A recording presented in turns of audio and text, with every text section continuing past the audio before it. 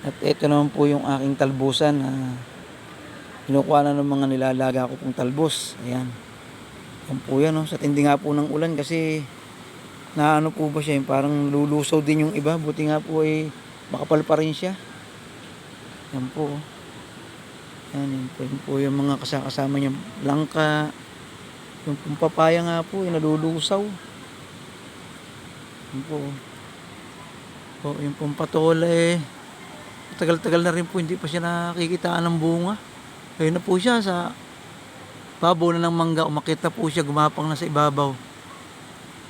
Yan po. Po, napakalakas pong dumami ng talbos niya. Yan, kakukuha lang po niyang kahapon. Ayan po, marami na naman po siya. Yan po, mga naglalabasan na naman siya. Yan. Po, tapos ito pong talong. Yan po. Nagdamdam din po siya nung nakaraang naman na umulan, nakaraang buwan. Pero ngayon po parang lumalago na po ulit yung mga dahon niya. Yan po, parang magkakabulaklak na po. Parang namatay na po talaga yung iba Ayan. Pero parang nakaka-recover naman po itong mga natira. Ayan naman po yung papaya na nahiga. Yung isang nakatayo po dito dati, sa tabi na yan. Nahiga po siya, yan. Buti nga po yung bunga niya, hindi pa rin po nalalagas, parang lumalaki pa nga po Kaya lang parang nabansot na po. Pero tuloy pa rin po siya. Lumambot po kasi yung puno niya, hindi pong nakakaraang nag-ulan.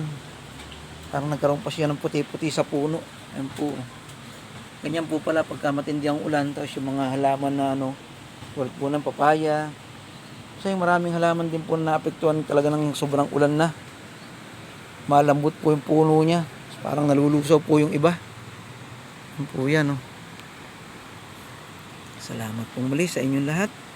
Sana kayo magsawa. Nakikiusap po ang inyong abang lingkod. At mapagpasensyahan nyo na po sana ang mga bidyong nagagawa ko lang po.